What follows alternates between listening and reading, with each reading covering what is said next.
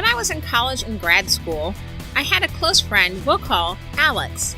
I met him through a mutual friend, and he was in InterVarsity, the campus ministry I joined the second half or so of my first year of undergrad. Our friendship was complicated. I started out with romantic feelings for him, but long story short, things didn't work out that way. The friend zone is real for women too. But we ended up being good friends. We hang out a lot on and off, and we talk about pretty much everything. What I liked about him was that he was intelligent and really made me think. We would talk about stuff like politics and religion, and he would challenge me without being a pretentious jerk. Well, the 2000 presidential election was the first election I voted in. Yes, I'm old. Don't remind me. Bush v. Gore, hanging chads, all that good stuff. I've mentioned it elsewhere, I'm sure, but at the time, I was deep in evangelicalism, and most of my friends voted for George W. Bush. Alex was no exception. We were chatting about it around that time, and he said, "Of course I'm voting for Bush, because abortion." But I couldn't bring myself to vote for Bush because even then, even though I was anti-abortion at that time, I had a hard time buying the concept that abortion was the only issue that mattered. Also, Republicans had been elected to office before and abortion didn't end, so I didn't think it made sense for abortion to be the reason for pro-life Christians to vote for or against someone. So it was something that Alex and I disagreed on, but that was totally fine.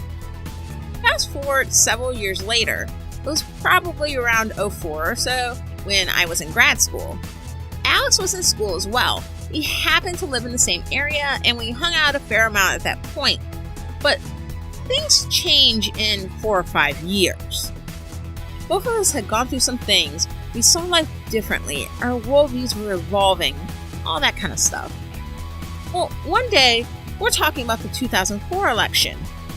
The one that was a bit less climactic than the last presidential cycle. A Bush enhanced by 9/11 in the presidency, but hampered a little bit by the war in Iraq, versus a very weak candidate in John Kerry. So Alex and I were talking one day, and we got on the subject of the election, and I asked him if he's voting for Bush again. His answer? No, I didn't vote for him the first time. What? When people are intensely connected to something, a belief system, a philosophy, or a person, like a demagogue, they often go through great lengths to maintain that connection, regardless of any doubts, any downsides, any cost. Information that runs counter to that can't be trusted. All contradictions must be set aside. Anything or anyone lost is seen as worth it for the greater good. Until those beliefs are shattered, and then it's as if that moment of devotion, or the things done in service to that devotion, never even happened. There is a segment of the Democratic Party focused on snagging a demographic who will never come. A demographic intensely connected to a demagogue. And if they keep that focus, they will lose in 2020. I have no idea if Alex was telling the truth when he said he voted for Bush in 2000 or when he said he didn't in 2004. But two things are generally true. People hate being exposed as wrong more than getting it right, and people love a winner. I am your host, Jay Poole, and this is Pot Stirrer Podcast.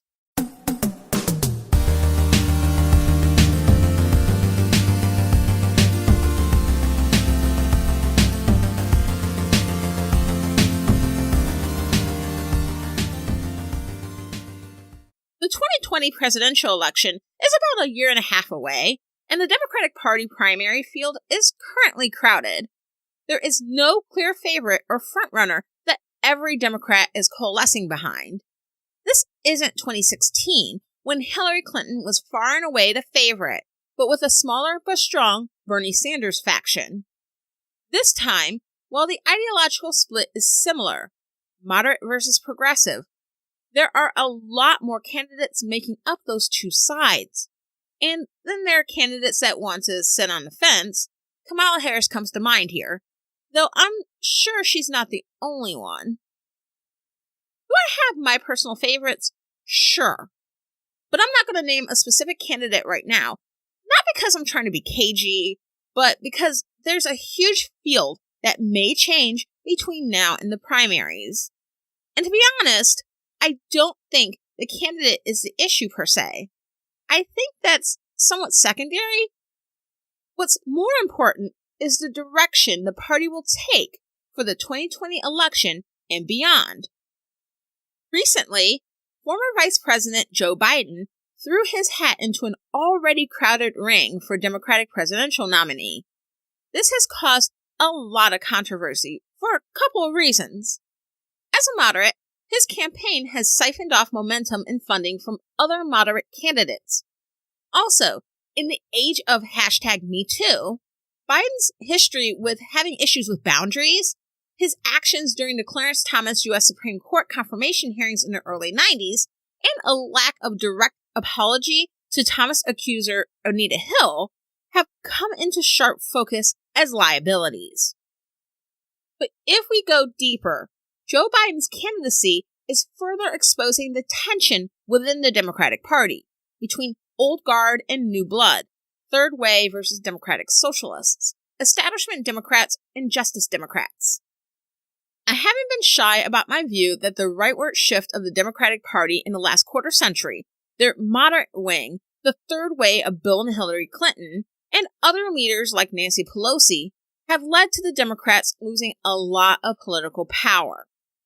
I have also stated that the Democratic Party needs to better define itself as a real-life alternative to the GOP, adopting left-wing policy ideals that many Americans have shown they want, such as universal health care, subsidized or government-paid higher education, student loan forgiveness, clean drinking water, like getting around to fixing all the water pipes in Flint, robust food and drug regulations, consumer protections, raising the minimum wage, making weed legal on a federal level, so on and so forth.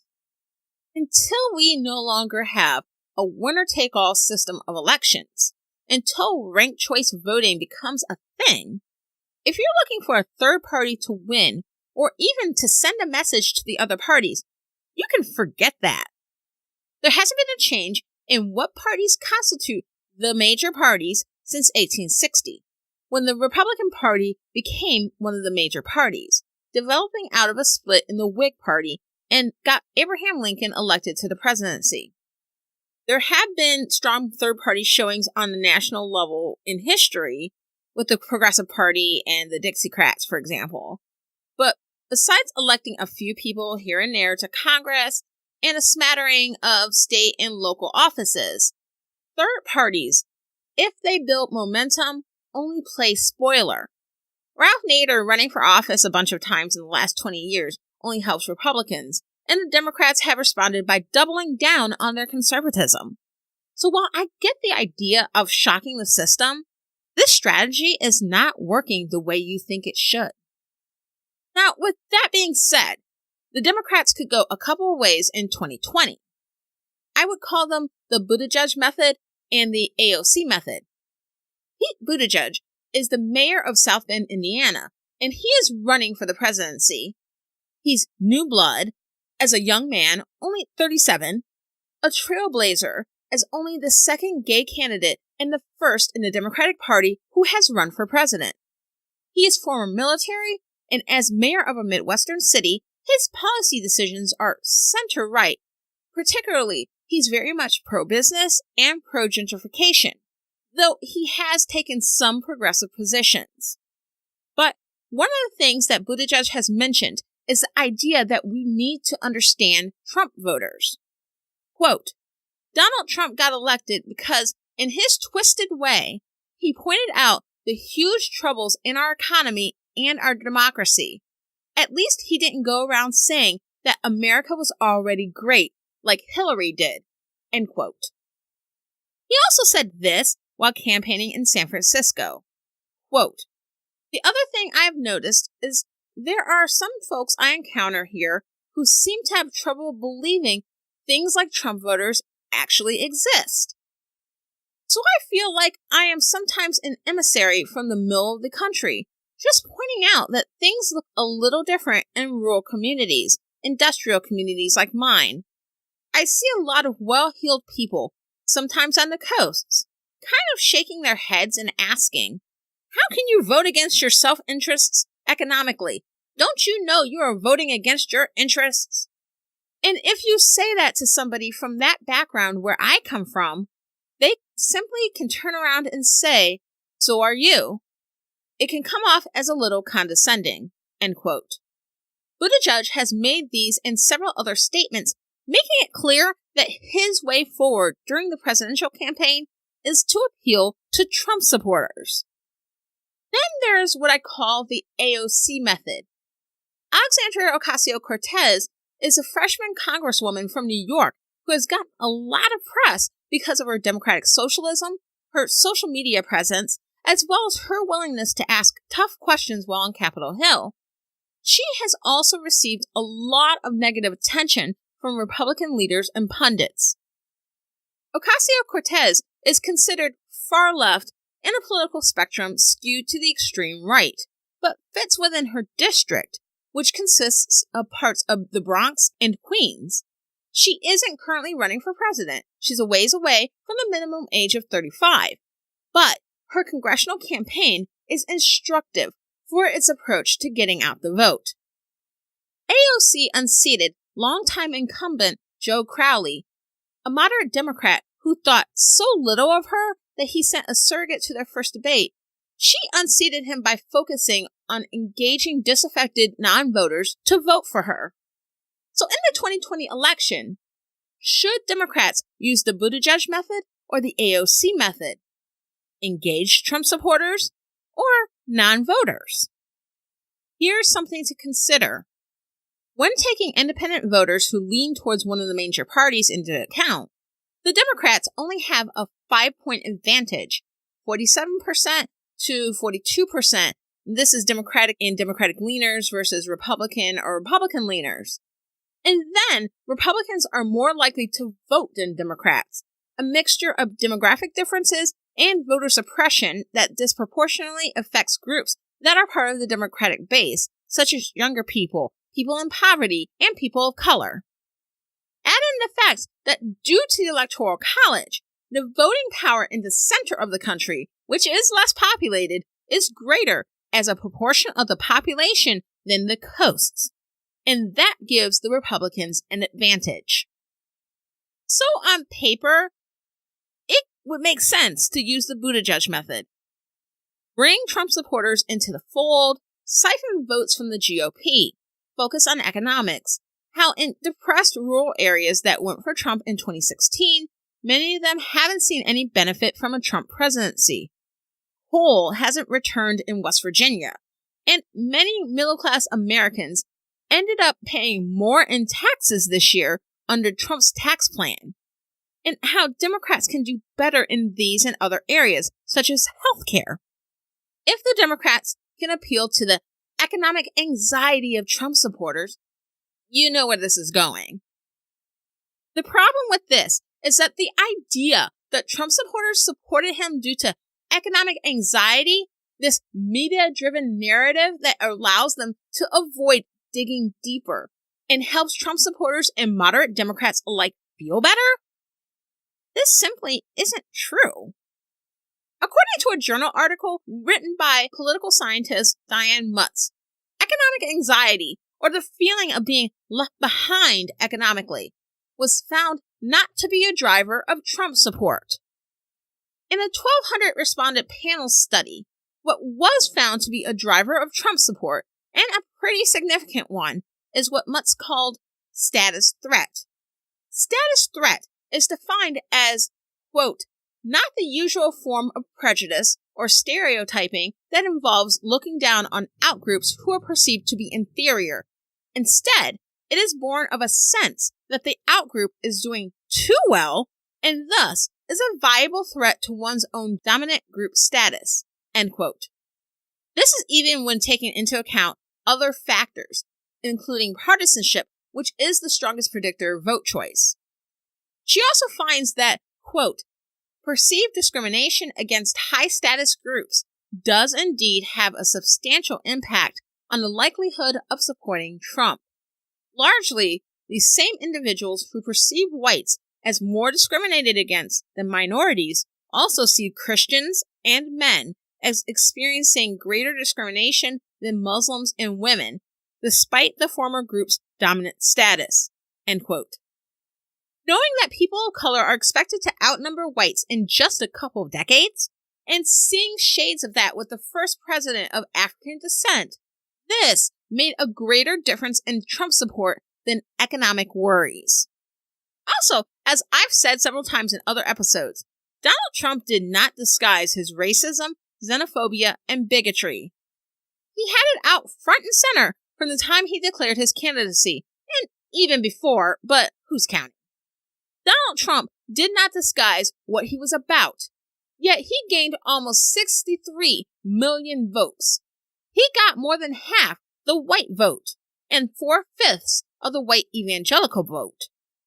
They knew what it was, and even if they didn't when he ran for office, it's been 2 years down the rabbit hole of a presidency that is pretty much awful in just about every way, and in some aspects, downright evil.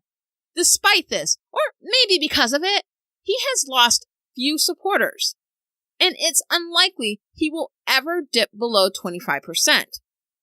Trump supporters knew what it was, and with the benefit of time playing out, they know what it is, yet they voted for him anyway and still support him.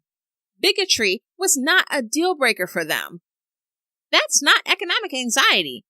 Economic anxiety would lead you to vote for someone who hasn't viewed bankruptcy as a pastime.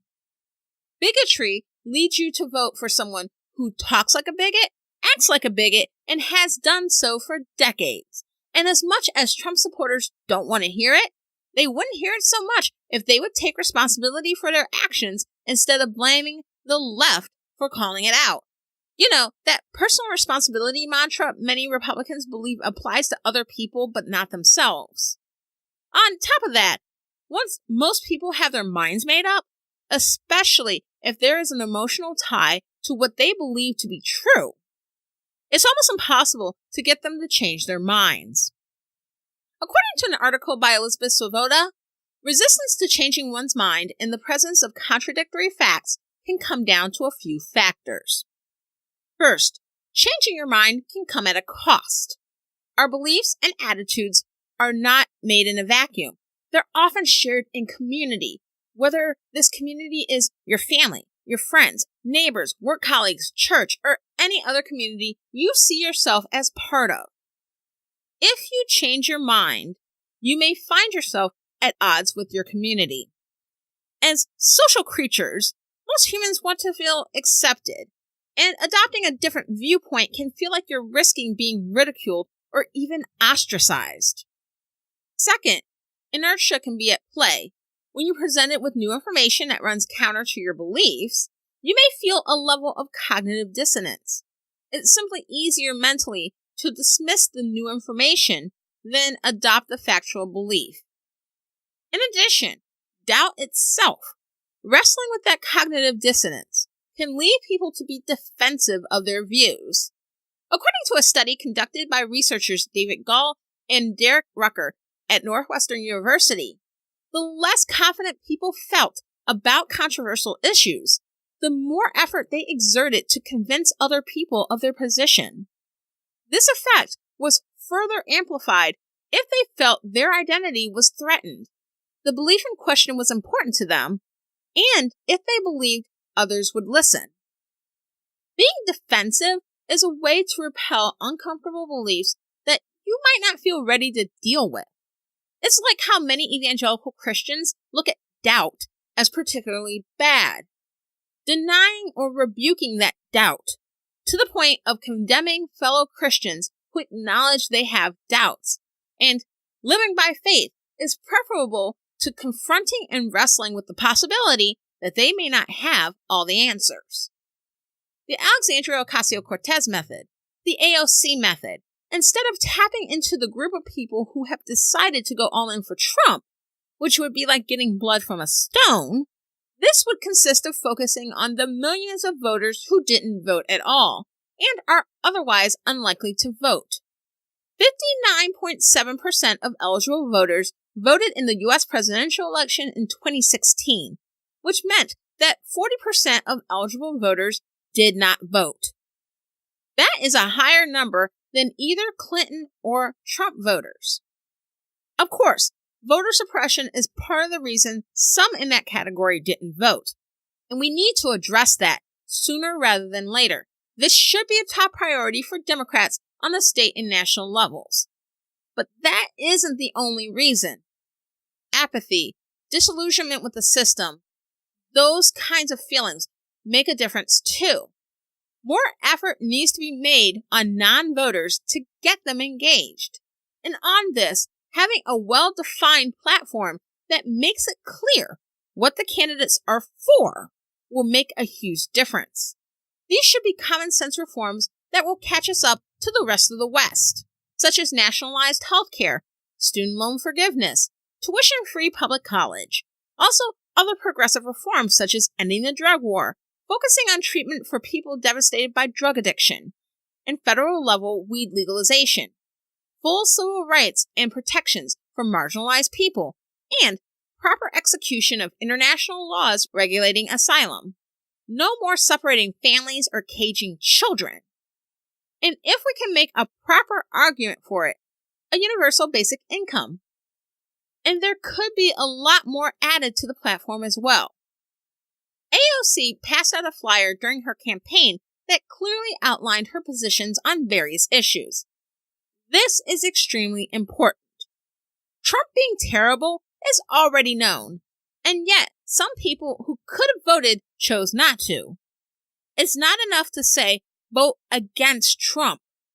Democrats, talk about what you're for, not simply what you're against.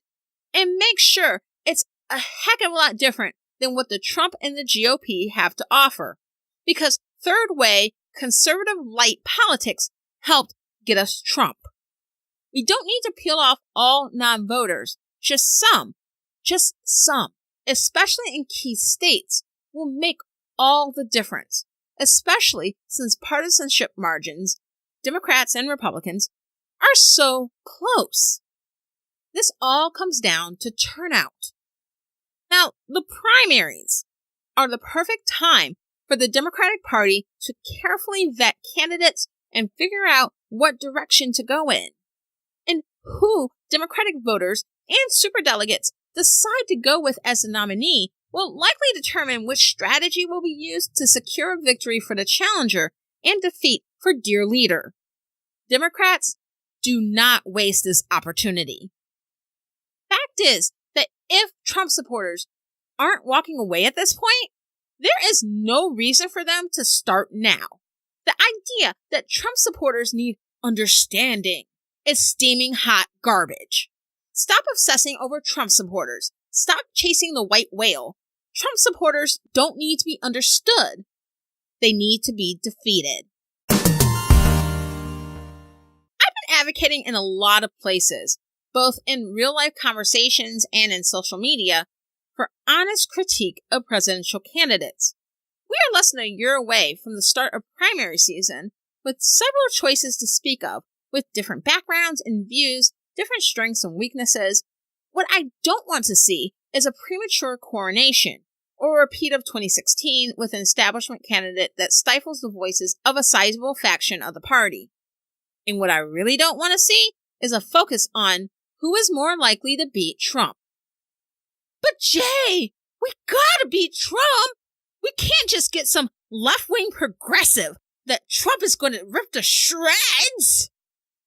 We need to stop worrying about what Trump will say about any of the candidates, because Trump will say anything about anyone with or without inspiration, with or without provocation. He's just that nasty.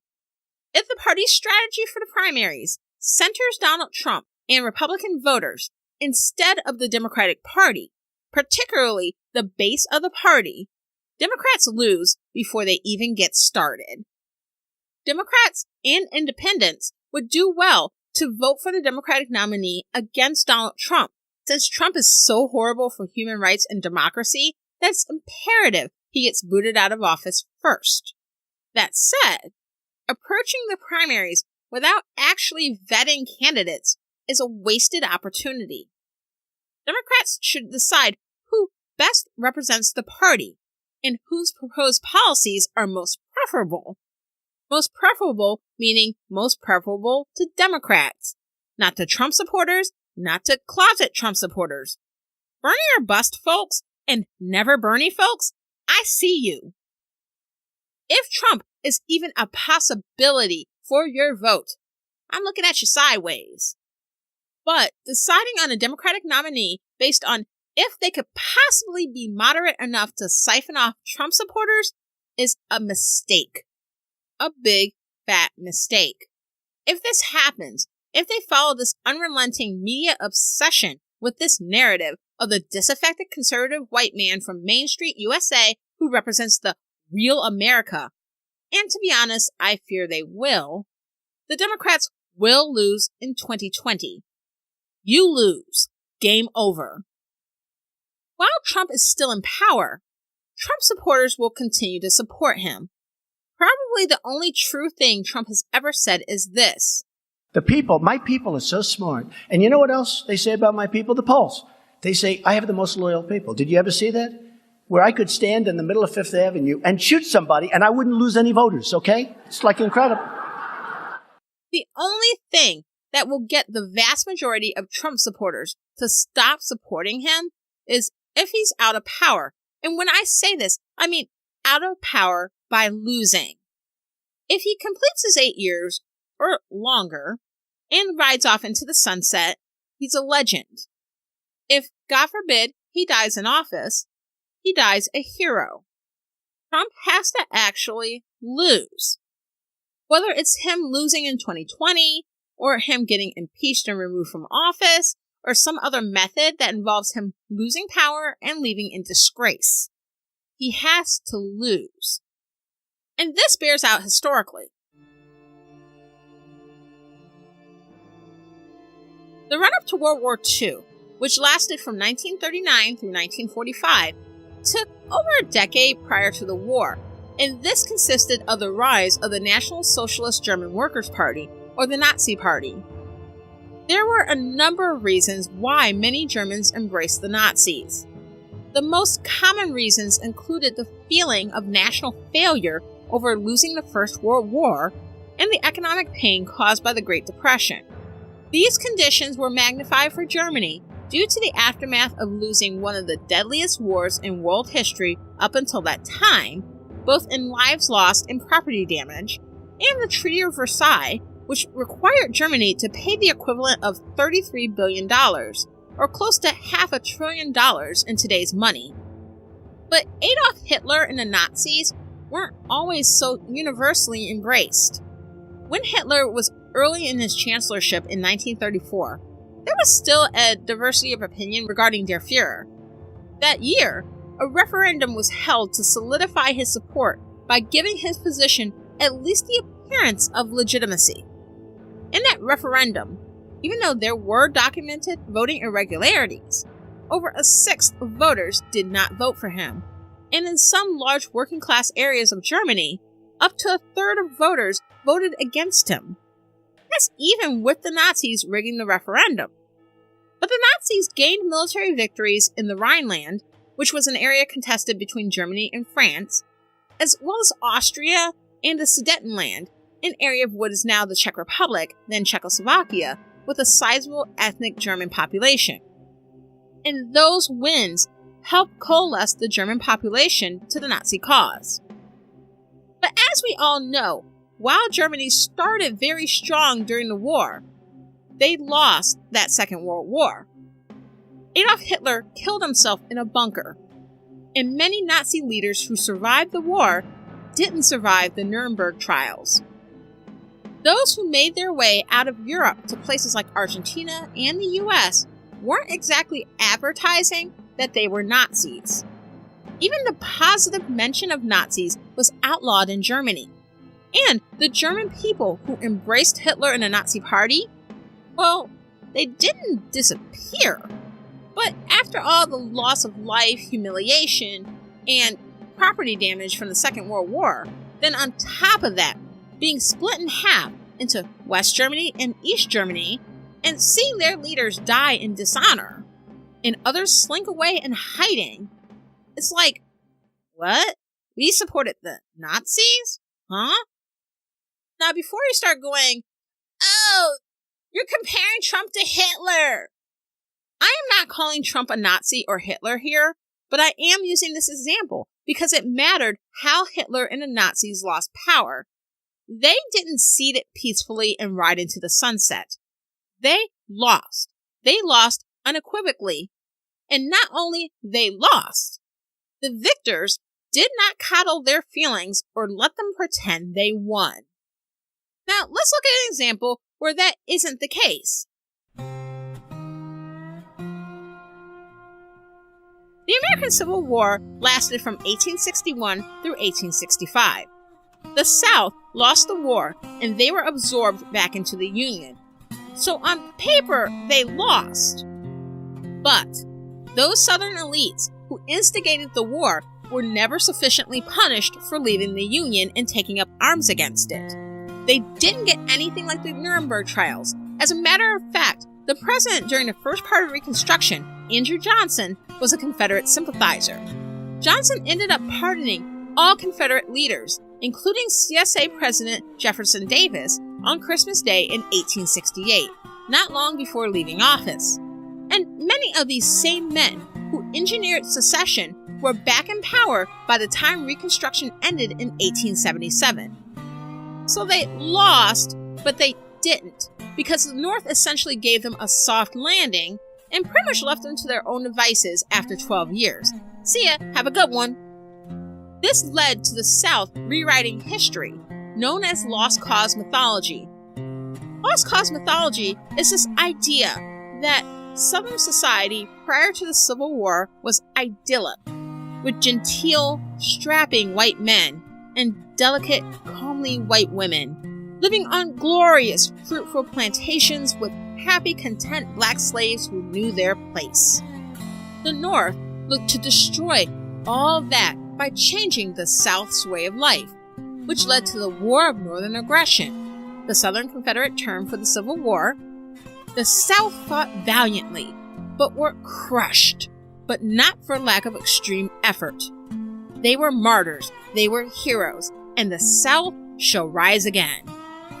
To that end, around the 19-teens and 1920s, statues commemorating Confederate war heroes, soldiers, and other memorials honoring the Confederate side were built all around the country, not just in the South. Institutions such as schools and military bases, as well as localities, were named after Confederate leaders. As of today, 38 states have some type of Confederate monument or memorial. 36 states have them on public lands. These were not memorials to preserve history.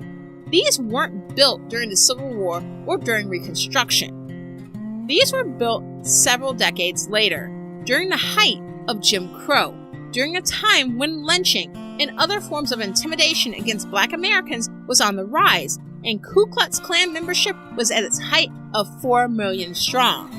These Confederate memorials served two purposes: to promote the lost cause narrative and to intimidate Black Americans. And let me remind you, most of these memorials and monuments are on public land.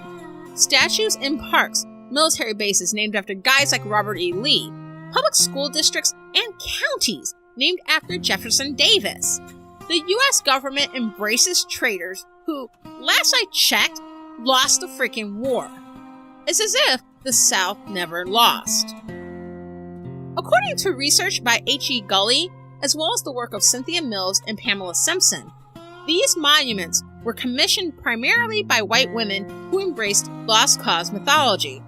These women tended to operate in advocacy groups such as the United Daughters of the Confederacy, promoting the building of these monuments all over the country.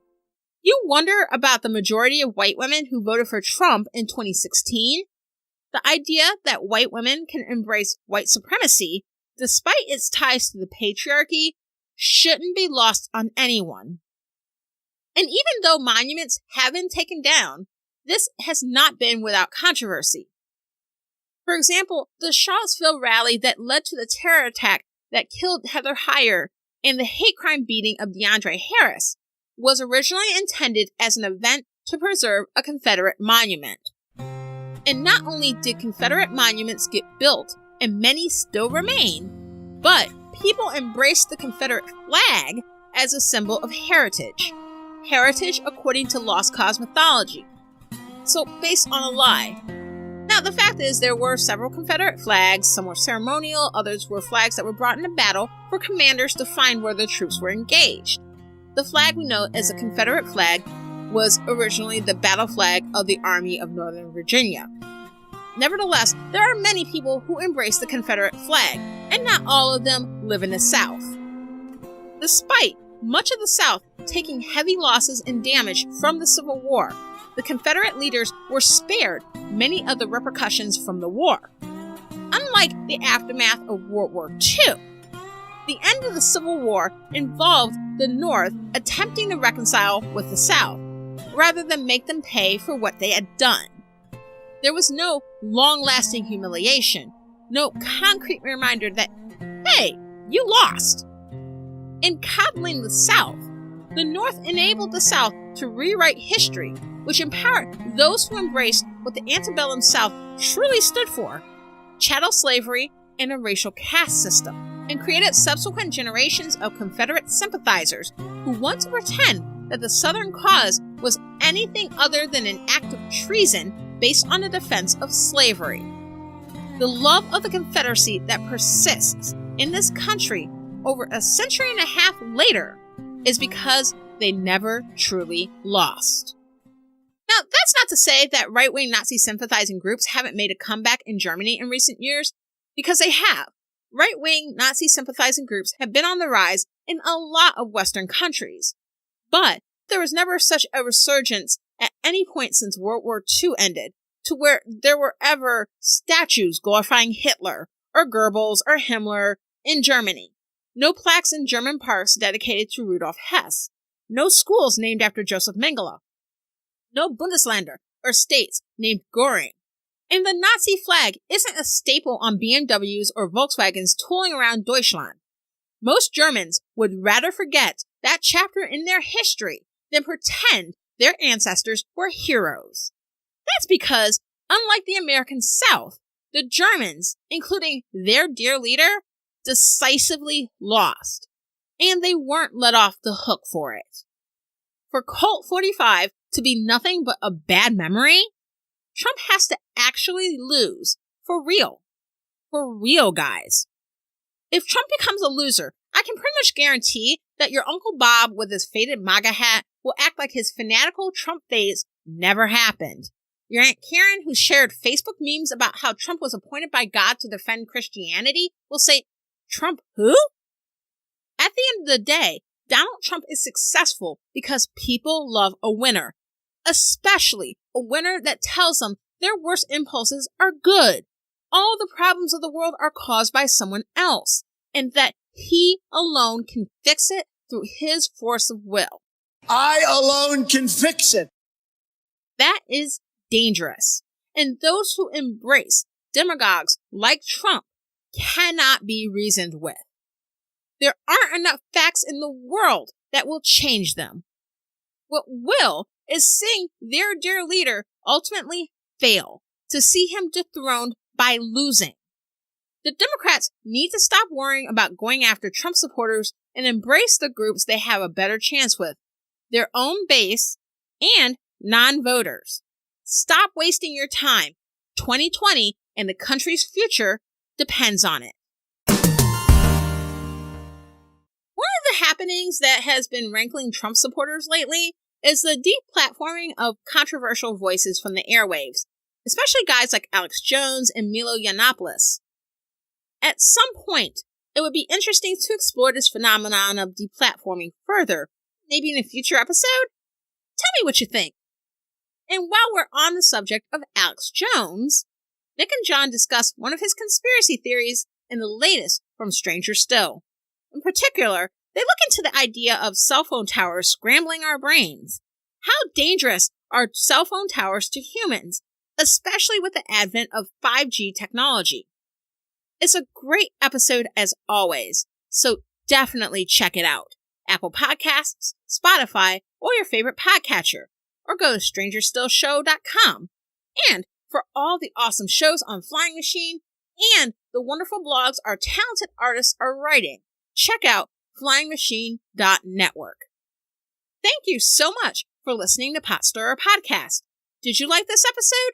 If so, there are so many more. Subscribe on Apple Podcasts, Spotify, or your favorite podcatcher. Go to potstirrerpodcast.com/download and direct links are there. Subscribing is free and easy, and you get new episodes once they drop, so you don't have to wait. I want to hear from you. If you enjoyed this podcast, please give us 5 stars and leave a review, and reach out on Twitter at PotStirrerCast to share your thoughts on the show. I'm Jay Poole. Let's fight for America's future, because freedom is not free.